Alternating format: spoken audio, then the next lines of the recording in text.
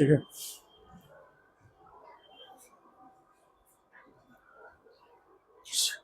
चलिए, कल का पोर्शन रिवाइज हुआ है। उसको ठीक कर दीजिए। कल का पोर्शन रिवाइज हुआ है तो कोई डाउट है तो बोलिए।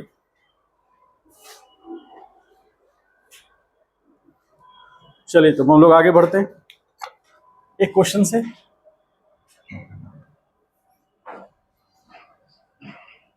If velocity of a particle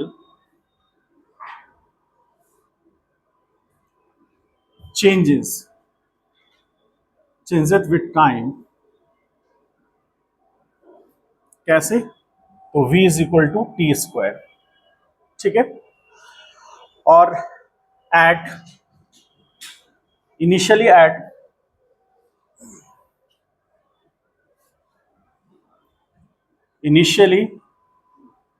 particle is at origin पर है। फाइंड, क्या फाइंड करने के लिए कह रहा है? Position of particle after 1 second. निकाल सकते हैं क्या? निकाल सकते हैं। क्या दिया हुआ है? पार्टिकल का वेलोसिटी चेंज कर रहा है टाइम के साथ, और ओरिजिन यानी कि इनिशियली पार्टिकल ओरिजिन पर है। आपसे पूछ रहा है कि पोजीशन बताइए 1 सेकेंड के बाद क्या हो। कर सकते हैं? करिए, 2 मिनट समय देते हैं।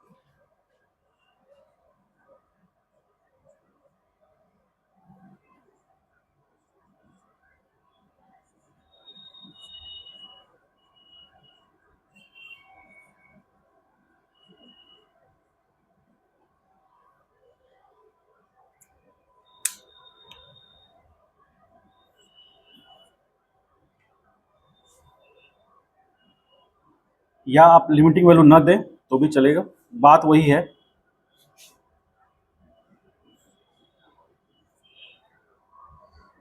dx का integration x is equal to T cube by 3 plus सी। तो at t is equal to 0, x is equal to 0, 0 is equal to 0 plus c।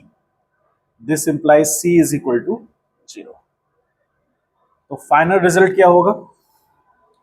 x is equal to T cube by 3। हमें कितने पे check करना है? Position बताना है t बराबर 1 सेकेंड पर, तो बराबर 1 क्यू बाई 3। तो x इक्वल टू 1/3 मीटर होगा ये। और यदि हमसे यही पूछ दे कि t बराबर 4 सेकेंड पे पता करना है, तो x इज इक्वल टू क्या हो जाएगा? x is equal to T cube by 3। तो x is equal to 4 into 4 by 3, 16 4 जा 64। तो यहां x is equal to 64/3 meter per second, meter. ये आंसर होगा। आइए नेक्स्ट क्वेश्चन करते हैं। नेक्स्ट क्वेश्चन कह रहा है कि if velocity changes with x, यानी कि if velocity of particle changes with position v is equal to 1/x। मतलब पोजीशन के साथ चेंज कर रहा है, और इनिशियली, फिर इसमें भी वही काम है कि initially initially particle is at origin. Find the position after 2 second. इसको लिख लीजिए जिन्होंने नहीं लिखा है, उस क्वेश्चन को करिए.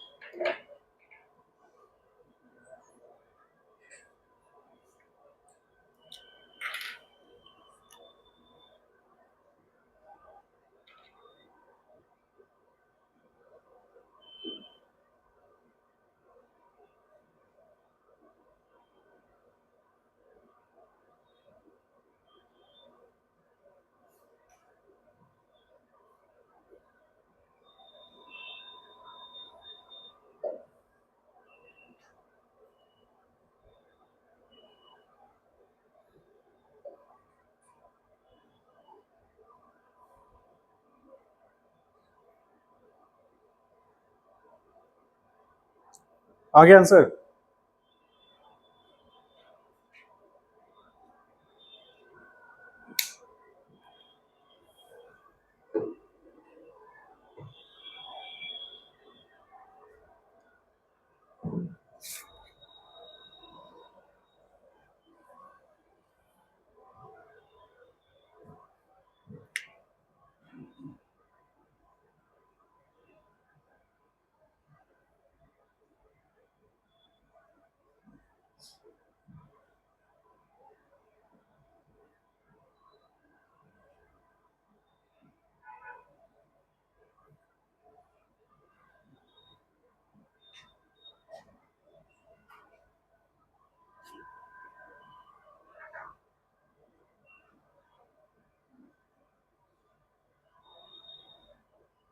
सी क्या हो जाएगा?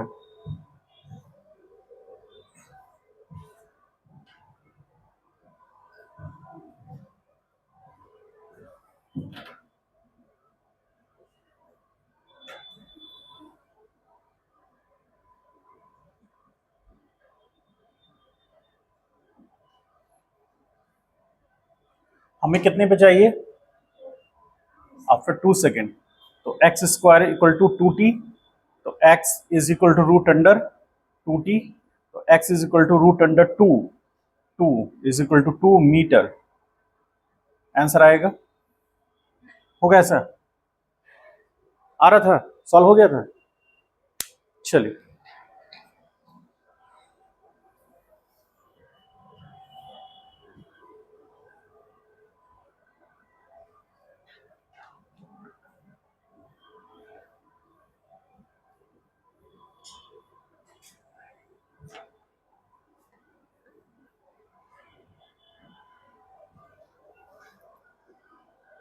अगला क्वेश्चन कह रहा है the acceleration the acceleration of a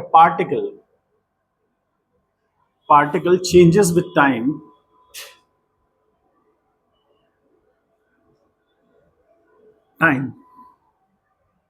with relation a is equal to t square, sorry T cube is equal to T cube. उसके बाद कह रहा है कि इनिशियली पार्टिकल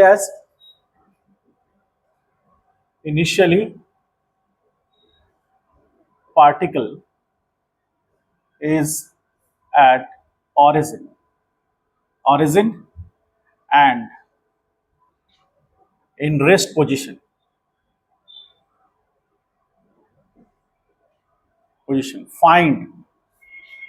फाइंड करना है position, find position of particle after 1 second. कर सकते हैं।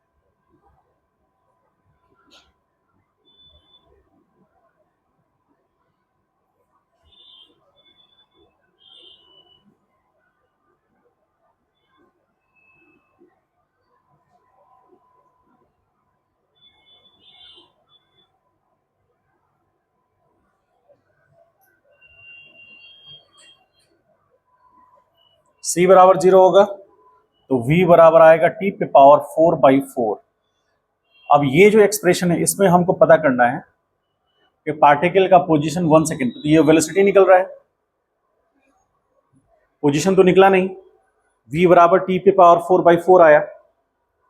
अब हमको निकालना क्या है, पोजीशन। फिर से एक बार उसको इंटीग्रेट करेंगे।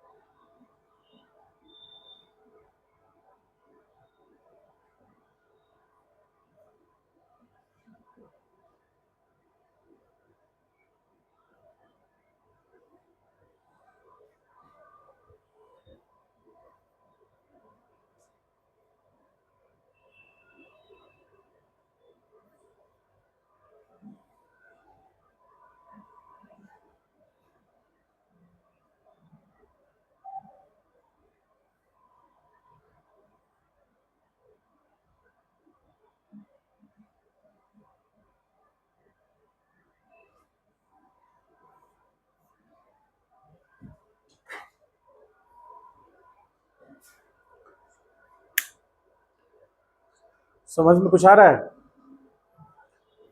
बोलिए।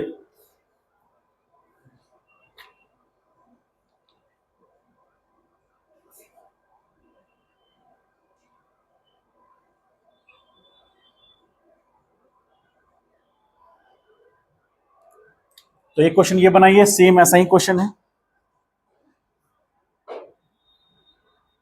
If acceleration of A particle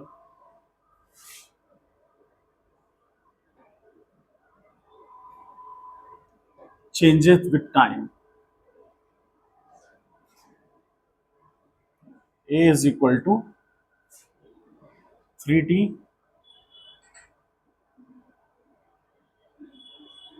square।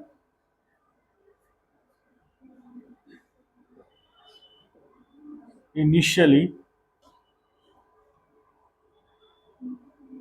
particle is at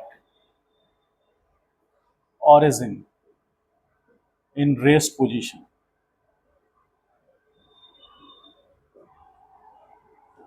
find the position of particle after 2 second. करिए तो सॉल्व इसे, सेम ऐसा ही क्वेश्चन है।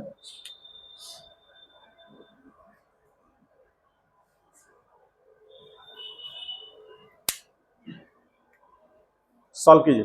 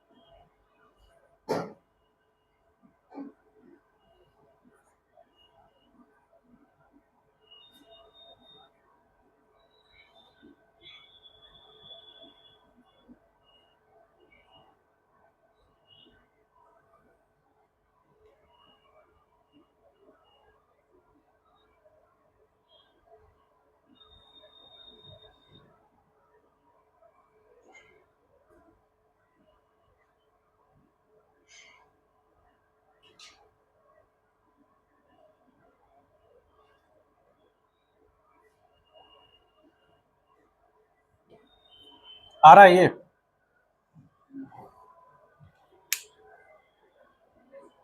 सॉल्व हो रहा है?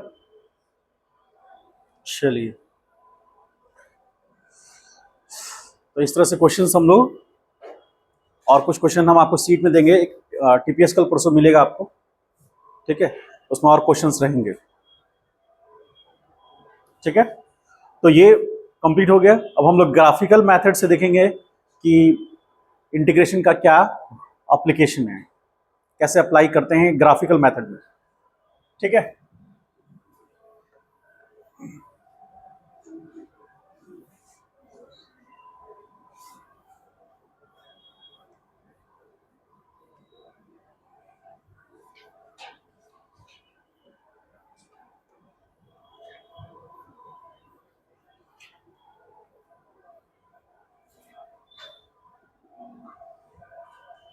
हो गया, हटा दे इसे।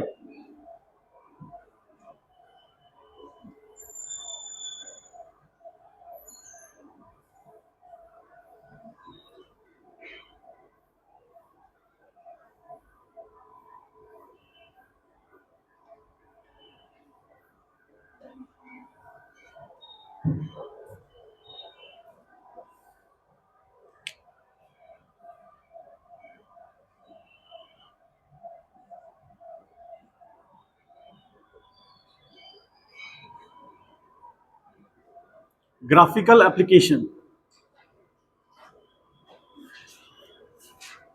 Of integration.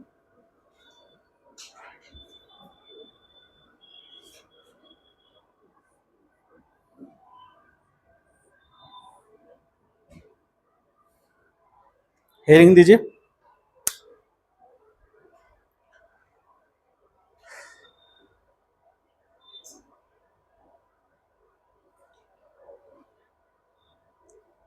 तुम्हारी दोस्त नहीं आएगी अब? हाँ, शादी में गई है, मंडे से आएगी सीधे? अरे बहुत, कॉपी मंडे को देना चाहिए था।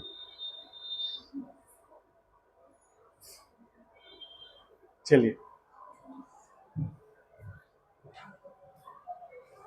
इधर भी 2-3 लोग शादी में गए हुए हैं। नहीं, अंकित और विशाल गया हुआ है, और वो अंकित कुमार झा। तबियत तो नहीं खराब हो गया है? हाँ? वो भी शादी में गया हुआ है। मतलब क्या, मतलब शादी इतना जोर शोर से हो रहा है क्या?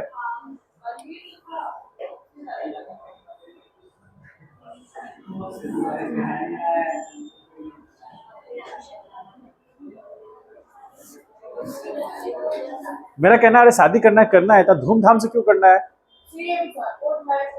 खत्म करो।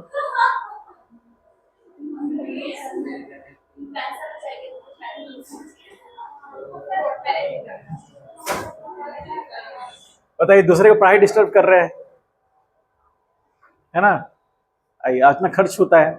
सबसे बड़ा शादी कोविड में हुआ था, 20 आदमी, एक बार तो 50 आदमी से ज्यादा नहीं था अलाउ, उसके बाद कोविड और बढ़ गया तो फिर 20 आदमी से ज्यादा अलाउ नहीं। नहीं, वो गांव में, शहर की बात कर रहे हैं, शहर में रिस्ट्रिक्शन था। पचला लड़का के पिताजी कुछ काम से बाहर गए, वही नहीं आ पा रहे हैं। ठीक है, दूल्हा तो आने के लिए, तो दूल्हा को आना है तो एक आदमी को बाहर जाना पड़ेगा।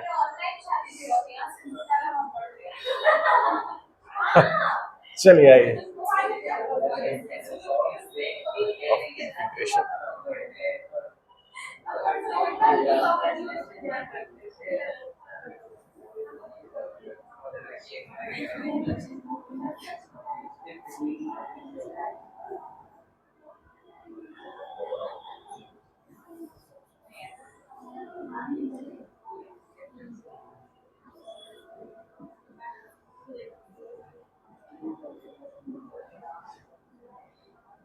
देखिए क्या हो रहा है यहां पर। फर्स्ट हम लोग देख रहे हैं, ये फर्स्ट देखिए यहां पर वेलोसिटी टाइम ग्राफ, कुछ इस तरह का ग्राफ हम लोग ने देखा था पहले। ठीक है, मान लीजिए पार्टिकल का वेलोसिटी चेंज कर रहा है, और कांस्टेंट, मतलब पार्टिकल का वेलोसिटी जो चेंज कर रहा है वो कांस्टेंट रेट से कर रहा है या फिर चेंजेस है, उसमें कुछ चेंजेस है। ठीक है, अब ये टाइम को ध्यान से देखिए, अभी ये इंपॉर्टेंट है, आगे काम देगा आपको। यहां पे टाइम आप t1 मान लेंगे, और इस पोजीशन के लिए हम मान लेते हैं ये टाइम t2 है। ठीक है, तो हमारे पास ये जो एरिया आ रहा है, ये शेडेड एरिया, ये एरिया हमको निकालना होगा। किस चीज से? हम लोग क्या करेंगे, इंटीग्रेशन प्रोसेस फॉलो करेंगे। तो मान लेंगे कि हम t टाइम पर, ये लाइन, तो ये t1 है, और यहां से ये दूरी को हम t मान लेते हैं। ठीक, और छोटा सा एलिमेंटल स्ट्रिप लिए हैं, तो ये जो थिकनेस है, ये थिकनेस dt कहलाएगा, और ये dt जो टाइम है उसका एरिया, ये स्ट्रिप का एरिया। ठीक है, और इसके करस्पॉन्डिंग यहां जो होगा दैट इज v, यहां के इसके करस्पॉन्डिंग v1 होगा, और इसके करस्पॉन्डिंग यहां लेंगे तो ये v2 होगा। ठीक, तो v जो है इन दोनों के बीच में, जैसे यहां पर जो t है, t t1 t2 के बीच में है। अब ये जो स्मॉल एरिया है, स्मॉल एलिमेंटल स्ट्रिप एरिया कह लीजिए, स्ट्रिप एरिया क्या होगा, dA होगा, और dA इज इक्वल टू क्या होगा, v इंटू dt होगा। ठीक है, ये हमें मिलेगा। अब आप ये समझिए कि v इज इक्वल टू क्या होता है, dx upon dt। This implies dx is equal to क्या होगा, v dt। तो आप ये समझ लीजिए कि dA जो रिप्रेजेंट करेगा वो बेसिकली क्या करेगा, dx। यानी कि small change in area will represent small change in position. ठीक है, तो यहां लिखेंगे very small change in area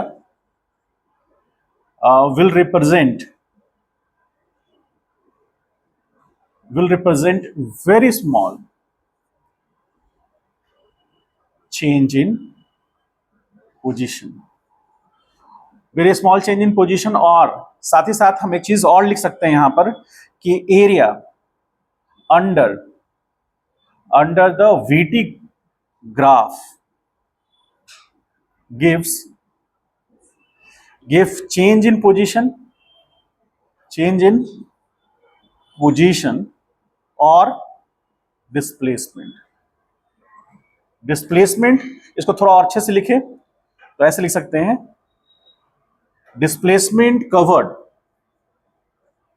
by the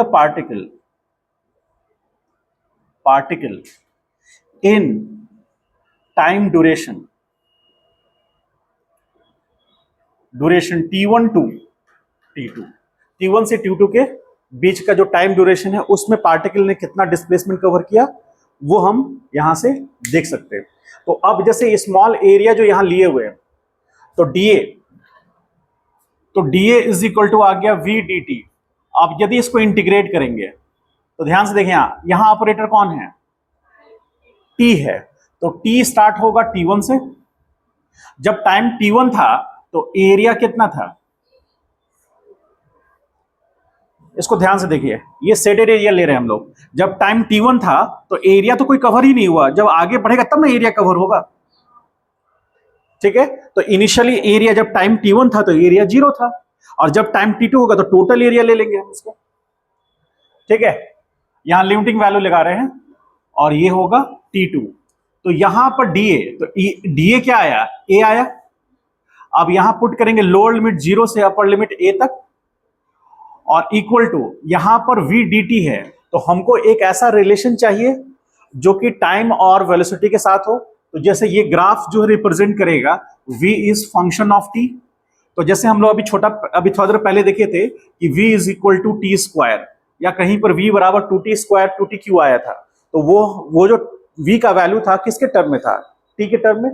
तो जैसे यहाँ T चेंज करेगा, V चेंज करेगा, तो हमको ये ग्राफ मिलेगा। तो वही वैल्यू, वही रिलेशन हम यहाँ पुट करेंगे, और पुट करके हम यहाँ पर V की जगह पर T स्क्वायर पुट करेंगे। मान लीजिए सपोज T स्क्वायर पुट करेंगे तो यहाँ T स्क्वायर इंटू DT, इसका मतलब इंटीग्रेशन के बाद क्या होगा, TQ/3। और यदि यहां मान लीजिए 3TQ रहता तो यहां पर 3TQ पुट करते, 3 बाहर होता, T पे पावर 4/4 हो जाता। उसके अकॉर्डिंग हम रिलेशन निकाल सकते हैं।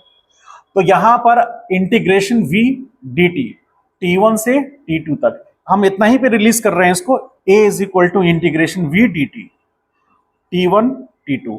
ये आपका फाइनल रिजल्ट बताएगा। इसका मतलब है कि ये जो फाइनल वैल्यू है वो किसके बराबर होगा, ये डेल्टा x के बराबर होगा। अब इसमें एक इंपॉर्टेंट बात ये समझना है कि DA जब एरिया ले रहे हैं तो चेंज इन पोजीशन बहुत छोटा हो रहा है, जो कि स्मॉल चेंज इन पोजीशन से हमको स्मॉल डिस्प्लेसमेंट निकलेगा।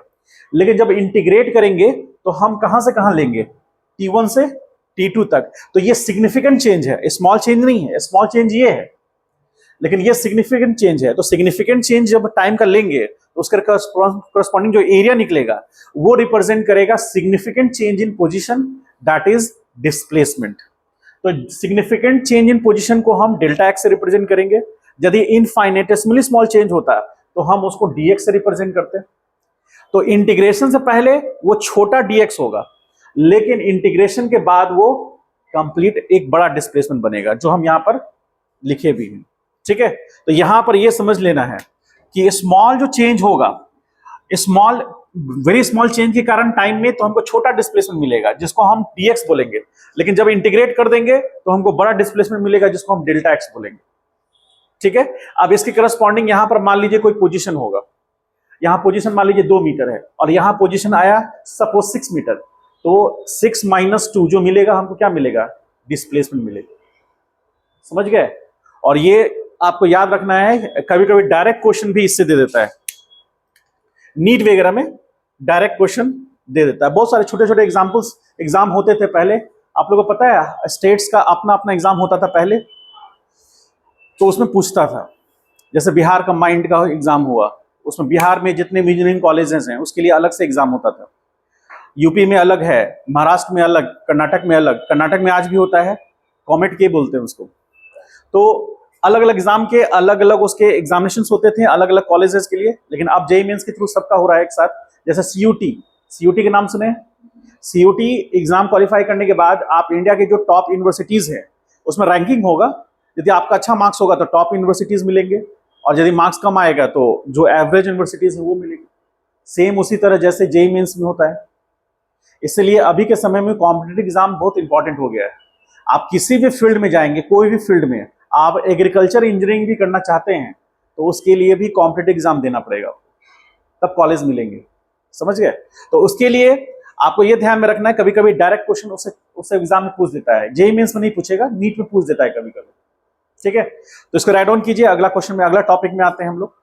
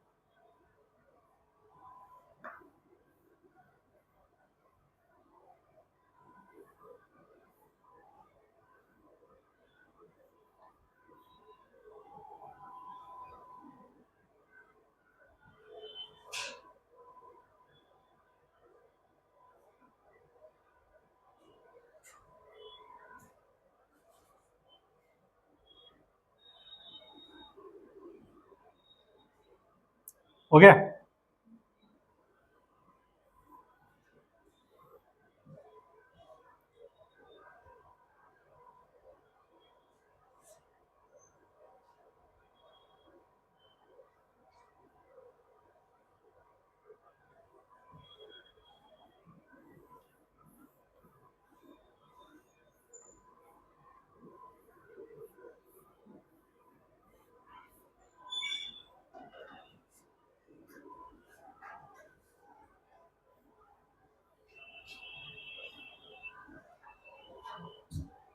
चलिए देखिए, अगला सेकंड है एक्सेलरेशन टाइम ग्राफ।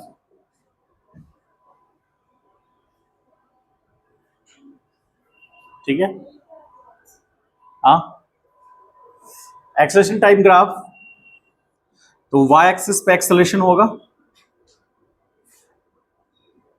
और x एक्सिस पे टाइम, y एक्सिस पर एक्सेलरेशन a एक्सेलरेशन होगा। सपोज करें ग्राफ भी ऐसा ही कुछ है, तो यहां एक्सेलरेशन चेंज हो रहा है टाइम के साथ, ठीक, और कभी कभी कांस्टेंट भी रहता है। तो यहां के करस्पॉन्डिंग हम ये टाइम t1 ले और फिर यहां के करस्पॉन्डिंग टाइम t2 ले रहे हैं। ठीक है, यहां पर ये जो होगा a is function of t होगा। ठीक है, a is equal to 3t square, suppose let मान लेते हैं थोड़ा देर के लिए। अब हमको यहां पर एलिमेंटल स्ट्रिप लेना है, क्योंकि ये एरिया पता करना है। तो यहां t1 और t2, यहां से एलिमेंटल स्ट्रिप हम एक ले रहे हैं। तो यहां ये जो शेडेड एरिया होगा, यहां से ये t लेंथ पर आएगा, t टाइम पर, और ये जो इंटरवल है ये dt होगा। इसके करस्पॉन्डिंग यहां पर a आएगा, यहां पर a1, और इसके करस्पॉन्डिंग यहां a2। तो a1 a2 के बीच में a है और t1 t2 के बीच में t है, और ये इंटरवल सेम उसी तरह। तो इसमें लिखेंगे स्मॉल एलिमेंटल स्ट्रिप एरिया, जिसको हम लोग डीए से डिनोट करते हैं। तो यहां डीए बराबर क्या होगा? डीए बराबर होगा dt इंटू ए, यानी a इंटू dt होगा, और a इज इक्वल टू क्या होता है? dv upon dt। This implies dv is equal to क्या आएगा? a dt। तो इसका मतलब है कि area small elemental area under acceleration time graph give क्या देगा बताइए? Give change in velocity, change, या फिर कह लीजिए give small change in velocity, very small change in velocity. ठीक, जिसको हम लोग क्या से डिनोट कर रहे हैं? dv से डिनोट कर रहे हैं। ठीक है, अब हम इसको इंटीग्रेट करेंगे, तो यहां dA इज इक्वल टू क्या आया? a dt है। तो इस रिलेशन को फॉलो करें तो यहां पर क्या लिख देंगे? dv। तो अब हम इंटीग्रेट करेंगे, इंटीग्रेशन dA बराबर इंटीग्रेशन a dt। ठीक, अब लिमिटिंग वैल्यू देखिए, यहां भी ऑपरेटर फिर से कौन है? टाइम है। तो टाइम है, तो यहां पर लिमिटिंग वैल्यू t1, जब लिमिटिंग वैल्यू t1 है तो एरिया क्या होगा? 0, और जब वो t1 से t2 हो गया तो एरिया a हो गया। तो इंटीग्रेशन के बाद a आएगा, लिमिटिंग वैल्यू 0 से a पुट करेंगे, और यहां पर फिर से देखिए a का किसके साथ रिलेशन है? t के साथ। तो यहां फिर t के टर्म में हम वहां पुट करेंगे, t का जो इंटीग्रेशन होगा dt के टर्म में होगा, और इंटीग्रेट करने के बाद पूरा वैल्यू आएगा, और वो पूरा वैल्यू क्या रिप्रेजेंट करेगा? यहां पर रिप्रेजेंट करेगा चेंज इन वेलोसिटी। जैसे स्मॉल चेंज इन वेलोसिटी यहां रिप्रेजेंट कर रहा था, लेकिन यहां पर चेंज इन वेलोसिटी रिप्रेजेंट करेगा जैसे वेलोसिटी टाइम ग्राफ में छोटा सा एरिया रिप्रेजेंट कर रहा था स्मॉल चेंज इन पोजीशन, तो उसी तरह यहां स्मॉल एरिया क्या रिप्रेजेंट कर रहा है? Small change in velocity. जब इंटीग्रेट करेंगे तो बड़ा इंटरवल ले लेंगे यहां से t1 से पूरा t2, तो ये पूरा का पूरा शेडेड एरिया आ जाएगा। तो ये पूरा का पूरा शेडेड जो एरिया आएगा, ये एरिया पूरा का पूरा होगा a इंटू dt का इंटीग्रेशन पूरा। तो ये पूरा का पूरा a बराबर इंटीग्रेशन ए डी टी होगा, कहां से कहां, T1 से T2 तक। यदि T1 शिफ्ट होकर यहां आ जाएगा तो T1 इधर से लेंगे, और ये ए डी टी T1 से T2, और यही क्या बनेगा, डेल्टा V। डेल्टा V को ही हम क्या बोलते हैं, V2 minus V1। Velocity at point at time T2 तो V2 होगा, velocity at point T1 V1 होगा, तो इसलिए चेंज इन वेलोसिटी मिलेगा।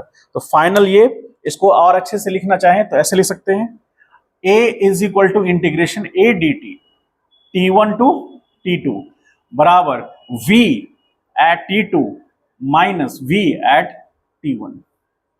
ऐसा लिख सकते हैं हम। समझ पा रहे हैं इस बात को? क्लियर है ये?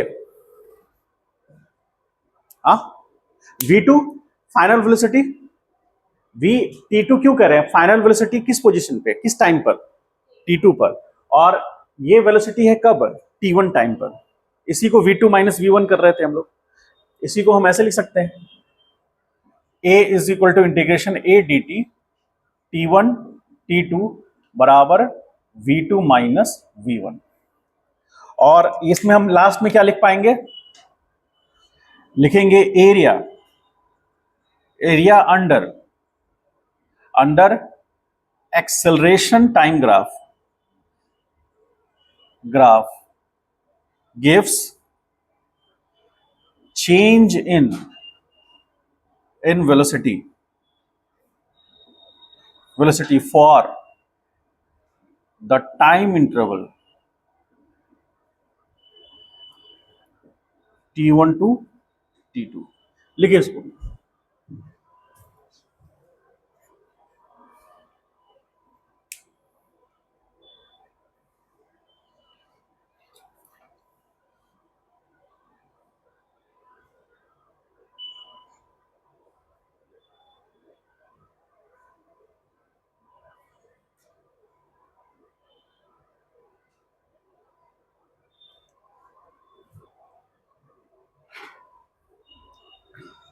क्लियर है सबको?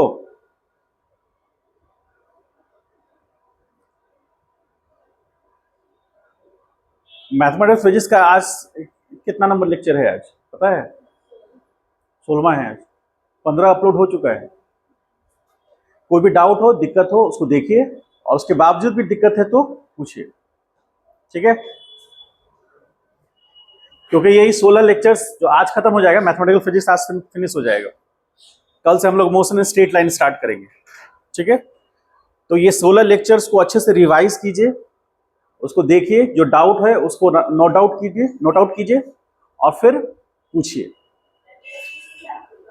हाँ, मैथमेटिकल फिजिक्स का आज समाप्त हो गया ना? आज कितना तारीख है? आज 11 है ना? ये सैटरडे छोड़ के अगले सैटरडे को टेस्ट है आपका, अच्छा खासा समय भी मिल जाएगा।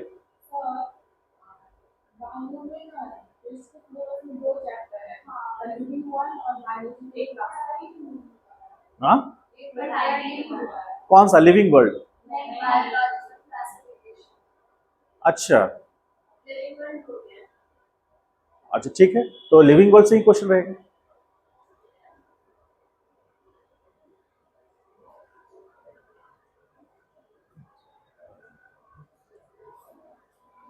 केमिस्ट्री में क्या से रहेगा, मोल कॉन्सेप्ट हो गया वो एस्टाम, वो भी समाप्त हो जाएगा कल,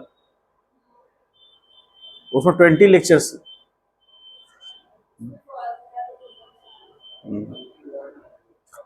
ठीक है, कोई बात नहीं, 21 हो जाएगा।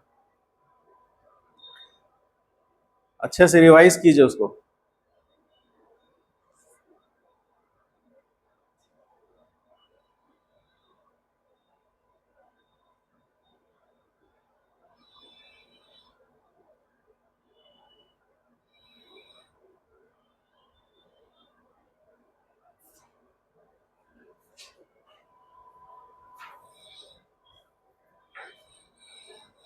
कल से हम लोग स्टार्ट करेंगे मोशन स्ट्रेट लाइन,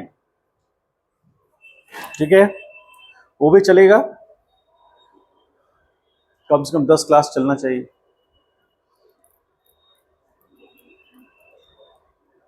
अब आपको एप्लीकेशन समझ में आएगा। हल्का हल्का एप्लीकेशन तो समझ में आ ही रहा होगा यहाँ।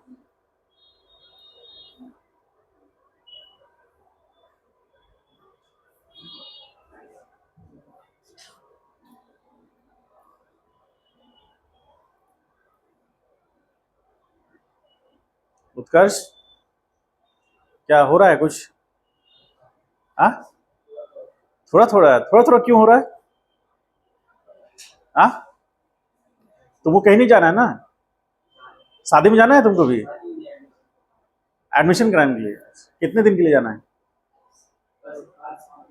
आज शाम को निकलोगे, फिर तो मंडे से आओगे सीधे लग रहा है। हाँ, अच्छा, एक दिन छुट्टी दे। याद रखिएगा, किसी वीकडेज में छुट्टी हुआ, मंडे टू फ्राइडे में छुट्टी हुआ, तो बाय डिफॉल्ट आप समझिएगा कि सैटरडे को क्लास है आपका। हाँ हाँ, वो होगा। इस सैटरडे के लिए हम देख लेते हैं, बात कर लेते हैं। हाँ, मतलब बात करते हैं सर से। नहीं, हम सर से बात करते हैं। बताइए, यार टीचर क्लास लेने के लिए तैयार है, आप लोग क्लास करने के लिए तैयार नहीं है होते। इस सैटरडे को मान लीजिए सर चाहेंगे क्लास लेना, तो क्या दिक्कत है? यूजफुल चीज है आपके लिए, ऐसा नहीं कि बेकार चीज है।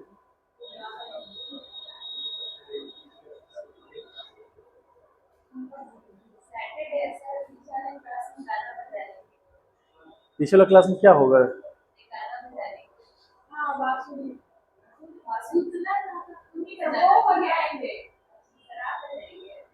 बता रही हो, धमका रही हो? अच्छा, रिक्वेस्ट। चलिए, अच्छा।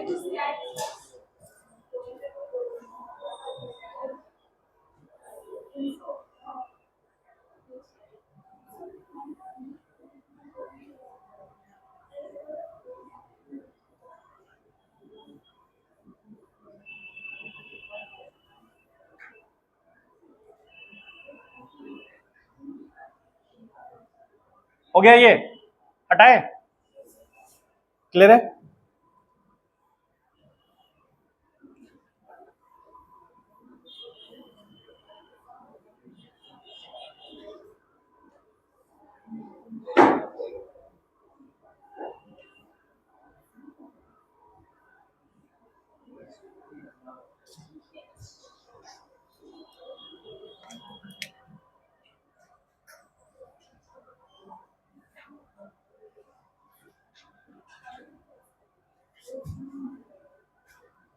Force time graph,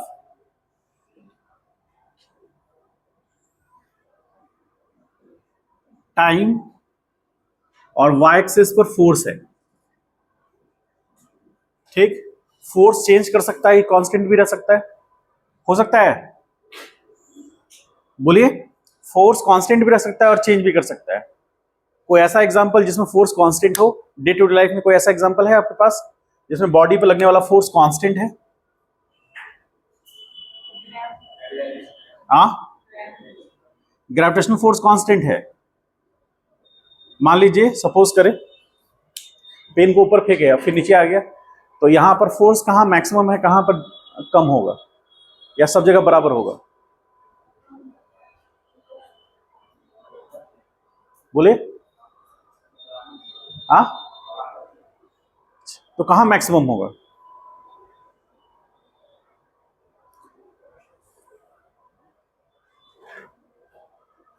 nine class में पढ़े हैं ना आप लोग, फोर्स के बारे में पढ़े हैं? हिंदी मीडियम में कोई पढ़े हैं? हिंदी मीडियम वाला स्टूडेंट सीधे शुरू करेगा, बल वो भौतिक कारण है जो किसी व्यक्ति पर लगता है, लगने की चेष्टा करता है, पर शुरू हो जाता है, वो रुकता ही नहीं। वो मतलब रुक जाओ, नहीं इतना रटने के बाद बोलेंगे, रुकेंगे तभी बोलेंगे सर। कौन? अच्छा, छोड़ दीजिए, कोई बात नहीं। बताइए, यदि पेन ऊपर को, कोई पेन को हम ऊपर फेंके, पेन ऊपर गया फिर रिटर्न बैक होकर नीचे आया, तो इस बॉडी पे लगने वाला फोर्स कांस्टेंट है या वेरी कर रहा है? हाँ, वेरी कर रहा है, तो मैक्सिमम कहां होगा, मिनिमम कहां होगा?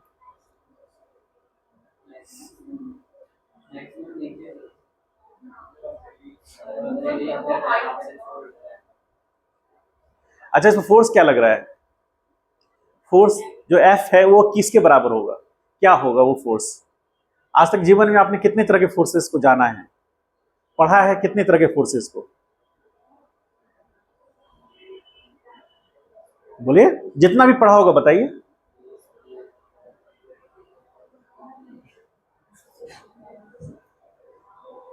अरे हमको बोलो।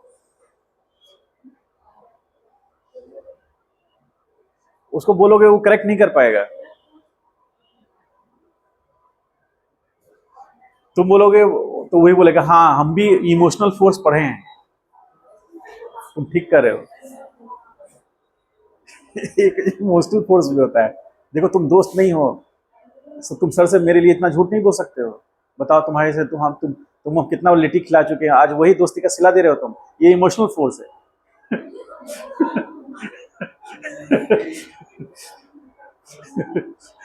होता है, इमोशनली ब्लैकमेल करना होता है ना। आंख में आंसू आ गया, तुम जाकर सर से बोलो कि सर मेरा तबीयत ठीक नहीं है इसलिए हम आज नहीं आएंगे। ये होता है। एक था बैच में, पिछले आपके पिछले वाले बैच में वाला, वो अपना जो भी बात है ना अपने एक दोस्त से कहवाती थी। दो लड़कियां हैं, उसे एक कुछ नहीं कहेगी, चुप रहेगी। उसको उसको कॉपी भी चाहिए, उसको कुछ मॉड्यूल भी चाहिए ना। उस दिन आई थी, नहीं मिला मॉड्यूल, तो वो ऑफिस में जाएगी, अकेले नहीं जाएगी, उस दोस्त को साथ लेके जाएगी। और वो गेट के बाहर रहेगी और वो अंदर रहेगी। जिसको कॉपी चाहिए वो बाहर रहेगी, जो उसके बदले में प्रवक्ता है जो उसका, वो अंदर रहेगी। Sir copy module laws of motion का मॉड्यूल नहीं मिला। बोले कि तुमको तो मिल चुका है। फिर हम सबको कॉपी दिखवाए कि जो जो लेते हैं मॉड्यूल तो साइन करवा लेते हैं हमसे। तो बोले कि तुमको तो मिल चुका है। सर मैं अपनी बात नहीं कर रहा हूँ, मैं कर रही हूँ, मैं खुशी की बात कर रही हूँ, और खुशी बाहर है। उसको लाया गया अंदर। तुम्हारी प्रवक्ता प्रवक्ता ये हैं। वो उसको बुलाया गया, वो चुप है एकदम, कुछ बोल ही नहीं रही है। मिलेगा आप लोग उसको मिला देंगे। वो लगता है कि मतलब क्या आप आपका भी नाम उन लोग के पास जाता है। हाँ। तो ऐसा इमोशनल ब्लैकमेल करना हो, आपको क्या लगता है?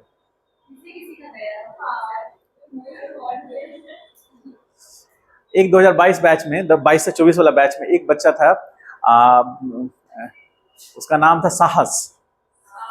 साहस। और उसका जो कैरेक्टर था जस्ट नाम के उल्टा था।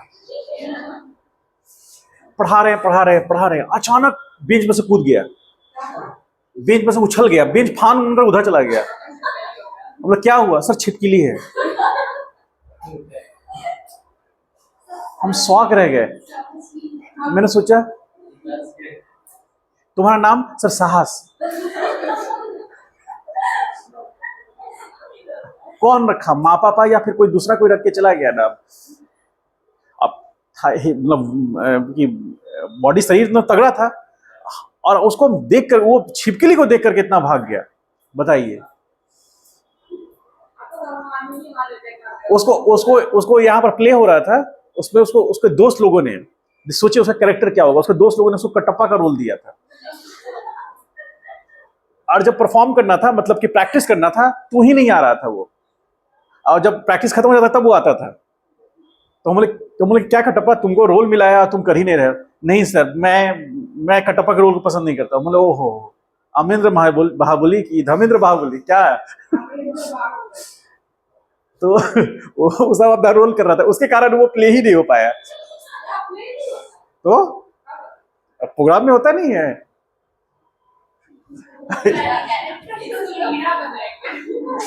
चलिए आइए।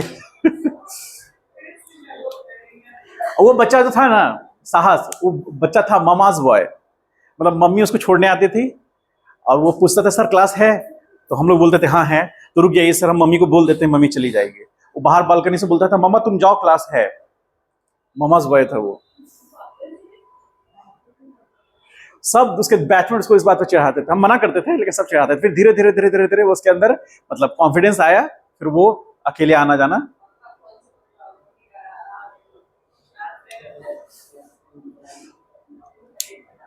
आइए देखिए यहां टाइम t1, तो इसके करस्पॉन्डिंग यहां जो फोर्स मिलेगा दैट इज F1। अब आपको वो छोटा सा एग्जांपल रह गया था, वो बता देते हैं। देखिए बॉडी बॉडी कहीं भी मोशन करे, थ्रू आउट मोशन बॉडी पर लगने वाला फोर्स कांस्टेंट होगा, और वो फोर्स ग्रेविटेशनल फोर्स होगा। मतलब बॉडी पर, बॉडी का मास, जैसे हम लोग कभी वेइंग मशीन पर कभी गए हैं, वजन नापाए हैं आप?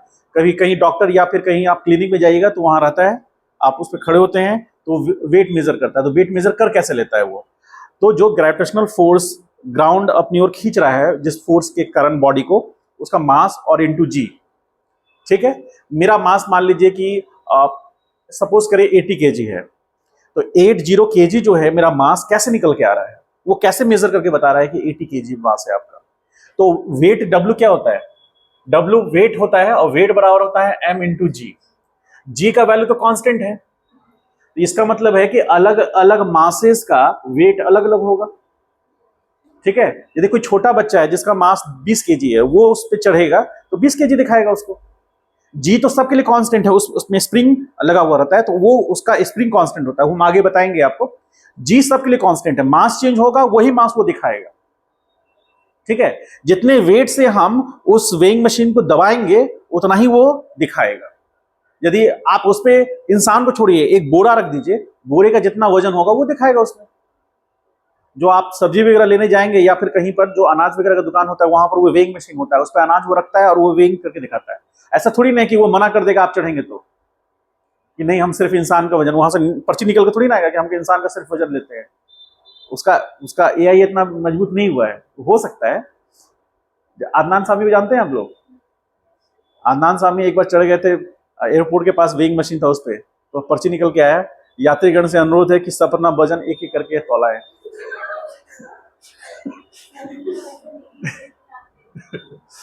वो खुद ही कह रहा था ये बात। बहुत पहले मोटे, अब तो खैर बहुत फिजिकली फिट हो गए। तो कहने का मतलब मास चेंज करेगा तो वेट चेंज करेगा, मास बढ़ेगा तो वेट बढ़ेगा। कोई ऐसा बॉडी जिसका मास 2 केजी है तो उसका वेट भी कम होगा, होगा ना? मास और वेट में अंतर है। बहुत सारे स्टूडेंट, 95% स्टूडेंट, 99% स्टूडेंट यही मानते हैं कि वेट मतलब मास होता है। मास अलग चीज है और वेट अलग चीज है। मास किसी बॉडी का जो होता है वो, मतलब आप ऐसा समझिए कि जो मॉलिक्यूल्स होते हैं वो एक दूसरे से कंबाइंड कैसे हैं और उसके अकॉर्डिंग डिसाइड होता है। लेकिन वेट जो है वो फोर्स के अकॉर्डिंग डिसाइड होता है। मास इंटू जी, ये फोर्स बन गया, जिस फोर्स के कारण अर्थ किसी बॉडी को अपनी ओर खींच रहा है, वो मैग्नीट्यूड। तो वो फोर्स का मैग्नीट्यूड, यानी वेट का जो यूनिट होगा वो फोर्स होगा, मतलब न्यूटन होगा, और मास का जो यूनिट होगा वो केजी होगा। ठीक है, तो यहां थ्रू आउट कांस्टेंट रहेगा। अब यहां पर देखिए, यहां पर ये सिचुएशन में क्या हो रहा है, टाइम के साथ बॉडी का मास, बॉडी पर लगने वाला फोर्स बढ़ रहा है। तो यहां F1 T1 टाइम पर और T2 टाइम पर यदि हम देखेंगे तो यहां T2 टाइम पर F2 हो गया। सेम वैसा ही कुछ करेंगे हम लोग यहां। तो एलिमेंटल स्ट्रिप ले रहे हैं, तो एक एलिमेंटल स्ट्रिप हम ले रहे हैं T टाइम पर, यहां से T टाइम पर। तो ये जो थिकनेस होगा, ये थिकनेस भी क्या बन जाएगा, dt, और यहां से इसके करस्पॉन्डिंग यहां फोर्स होगा। तो अब हम यहां पर ये देखना चाहते हैं, स्मॉल एलिमेंटल चेंज या small elemental area, area dA is equal to क्या होगा, यहां F इंटू dt होगा। अच्छा, हमको पता है F बराबर क्या होता है, dP अपॉन dt होता है।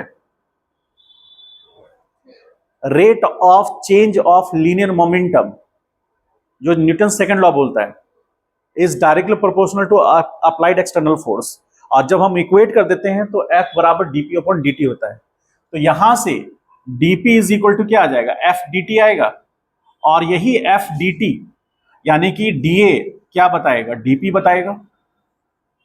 ठीक है, तो small change in area, area of FT graph gives very very small change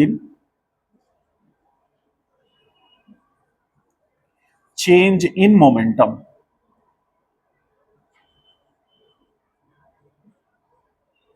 ठीक है, very small change in momentum यानी कि dP। अब यहां पर dA, तो अब dA इज इक्वल टू क्या है, dP यानी कि F dt। इंटीग्रेशन यूज करें यहां अभी ऑपरेटर कौन है, टी है, तो टाइम जब t1 था तो एरिया क्या था उसका 0, और जब टाइम t2 हो गया तो एरिया a हो गया, और यही हमारा क्या बन गया, अब यहां पर डेल्टा p बनेगा। ठीक है, तो यहां a is equal to integration f dt, t1 t2 और ये आ गया p2 माइनस p1। अब यहां ध्यान देना है कि यहां पर भी टाइम का रिलेशन आएगा, f is function of t, तो यहां f बराबर 3t स्क्वायर मान लेते हैं, ऐसा कुछ रिलेशन आएगा, यही वैल्यू वहां पुट करके हम निकाल सकते हैं, और ये हमारा फाइनल रिजल्ट हुआ। तो इसमें हम कह सकते हैं क्या, area under force time graph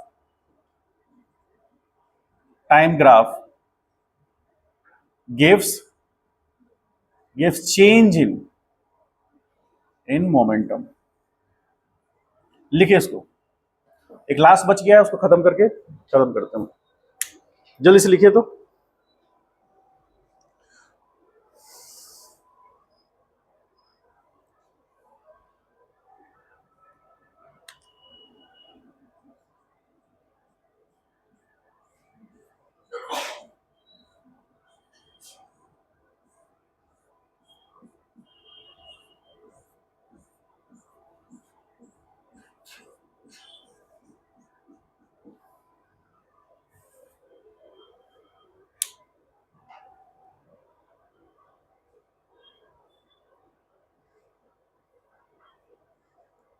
I card सब लोग नहीं पहने हुए, क्या हुआ, आई कार्ड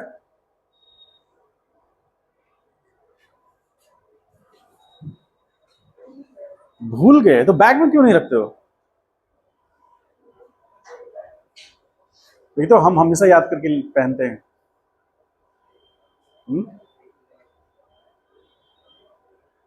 वो उल्टा पहन लिया है।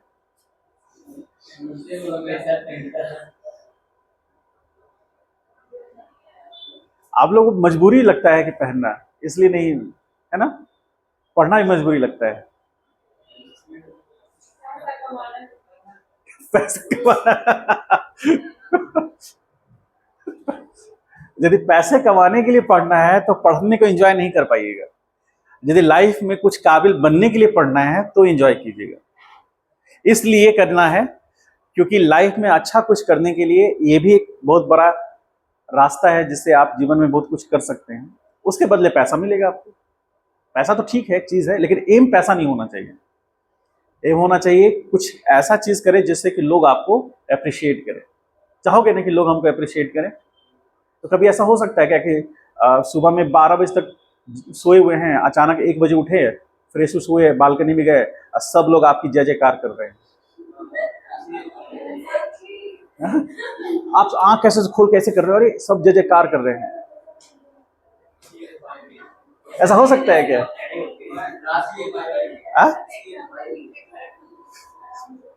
हुआ है क्या मतलब?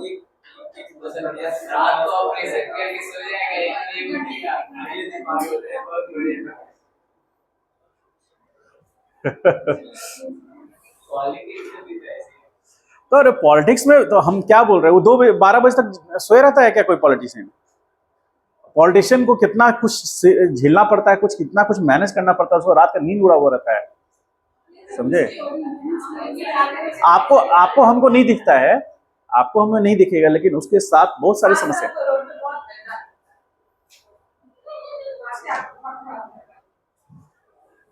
अब सोचिए कि जो पैसा उसने हड़पा है उसको मैनेज करने के लिए कितना उसको सोचना पड़ता है।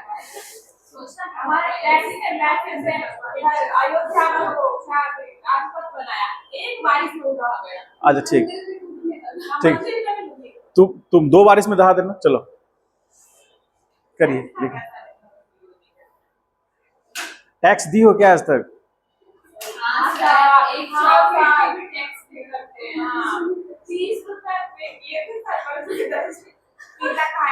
ओ हाँ, सही बात, जीएसटी।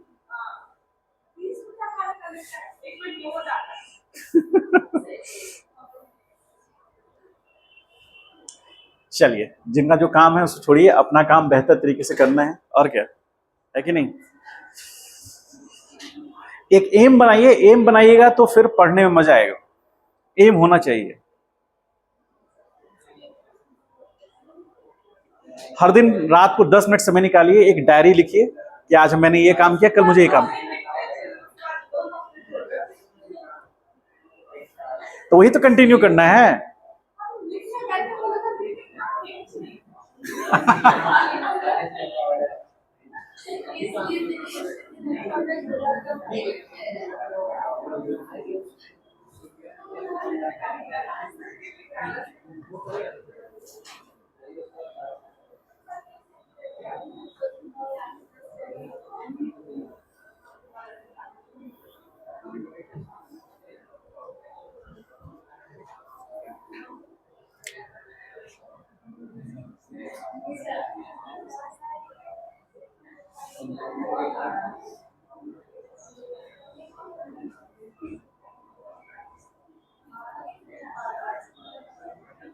चलिए चलो देखिए यहां पर 2 मिनट लास्ट है, ये खत्म होने के बाद टॉपिक खत्म हो जाएगा आपका।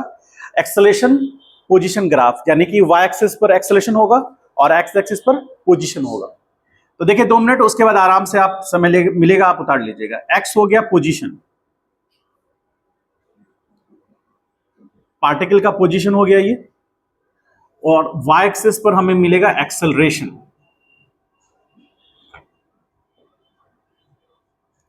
और ये ए हो गया। याद कीजिएगा ए वाला, ए जो है a is equal to v d v upon d x, एक रिलेशन था जो एक्सेलरेशन और वेलोसिटी के साथ या पोजीशन के साथ रिलेट होता था। तो यहां पर देखिए, यहां पर भी सिमिलर टाइप का मान लीजिए हम ग्राफ लेते हैं, स्ट्रेट लाइन भी ले सकते हैं, कोई इशू नहीं। अब यहां पर ये जो ग्राफ है, यहां ये इंक्रीजिंग ऑर्डर, इसमें हम कह सकते हैं कि acceleration is function of x, यानी एक्स के चेंज होने से एक्सेलरेशन चेंज हो रहा है। तो ए बराबर मान लेते हैं 2x², लेट मान लेते हैं थोड़ा देर के लिए। अब यहां पर इसके करस्पॉन्डिंग यहां x1 है, तो एक्सेलरेशन यहां a1 है, ठीक। और इसके करस्पॉन्डिंग देखें तो यहां a2, एक्सेलरेशन x2 है पोजीशन, तो उसके करस्पॉन्डिंग एक्सेलरेशन यहां जो आ रहा है ये a2 आ रहा है। हम एलिमेंटल स्ट्रिप ले रहे हैं, फिर से छोटा सा एलिमेंटल स्ट्रिप, एग्जैक्ट उसी टाइप का हम लोग लेंगे जो पहले हम लोग लेते आए। यहां से x दूरी पे लेना है, और ये थिकनेस कितना होगा, dx होगा, और इसके करस्पॉन्डिंग यहां हमको मिलेगा a। तो ये जो एरिया है स्मॉल एलिमेंटल स्ट्रिप, जिसको हम लोग बोलेंगे, इसको हम बोलेंगे स्मॉल एलिमेंटल स्ट्रिप, ठीक है। एलिमेंटल स्ट्रिप एरिया कितना आएगा, dA, और dA बराबर क्या होगा, a dx होगा, ठीक, a dx। अब हम यहां पता करते हैं a is equal to v dv upon dx, तो ये इधर आ जाएगा, तो v dv is equal to a dx बराबर dA होगा, ठीक। तो स्मॉल एलिमेंटल एरिया जो है a dx, ये क्या रिप्रेजेंट कर रहा है, तो ये रिप्रेजेंट कर रहा है स्मॉल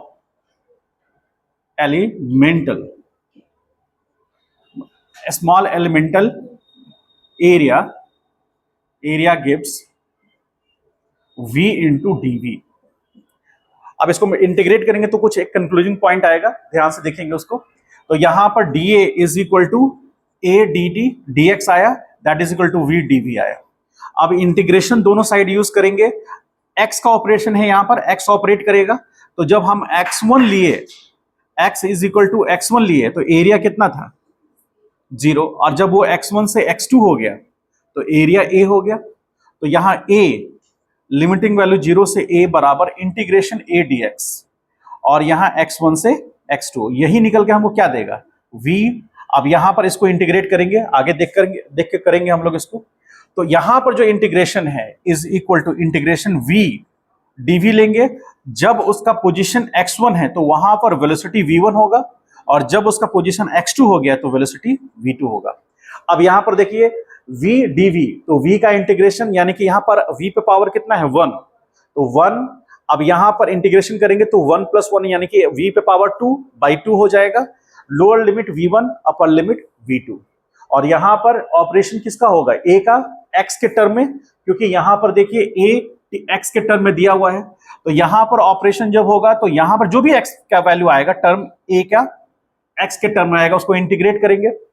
तो यहां फाइनली ए बराबर यदि हम लिखना चाहें integration A D x, x1 से x2। अब इसको इंटीग्रेट करते हैं, देखिए V square by two, up lower limit v1 upper limit v2, तो यहां से a is equal to integration a dx x1 x2, और यहां पुट करेंगे 1/2 upper limit v2 square minus v1 square, ऐसा लिख सकते हैं। तो यहां पर टोटल एरिया a बराबर इंटीग्रेशन a dx x1 से x2 बराबर क्या आ गया, v2 square minus v1 square by 2। ये फाइनल रिजल्ट होगा उसका। समझ पा रहे हैं ये बात? इसका मतलब एरिया अंडर एटी ग्राफ क्या देगा, v2 square, area under ax graph क्या देगा, v2 square minus v1 square by 2 देगा। इसको एक और तरीके लिख सकते हैं, a square minus b square का क्या रिलेशन आता है, a plus B into A minus B. तो यहां पर हम ऐसा भी लिख सकते हैं v1 plus v2 into v2 minus v1 by 2, ऐसा भी लिख सकते हैं हम लोग। ठीक है, तो अर्थमेटिक मीन हो गया, ये अर्थमेटिक मीन है वेलोसिटी का। अर्थमेटिक मीन मतलब हम सीधे सीधे उसका एवरेज निकाल लेते हैं, initial velocity plus final velocity by 2, उसका अर्थमेटिक एवरेज वेलोसिटी आ गया ये। इसको हम यहां पे लिख सकते हैं v average into v2 minus v1। ठीक है, अर्थमेटिक मीन से आप देखेंगे यदि दो वेलोसिटी है v1 और v2 है, उसका एवरेज निकालना हो तो v1 प्लस v2 बाई 2 कर देंगे। यदि तीन वेलोसिटी है तो v1 plus v2 plus v3 by 3 करेंगे, उस तरह से निकाल सकते हैं, और यही a निकल के आएगा फाइनल वैल्यू। ध्यान में रखना है, लिख लीजिए इसको।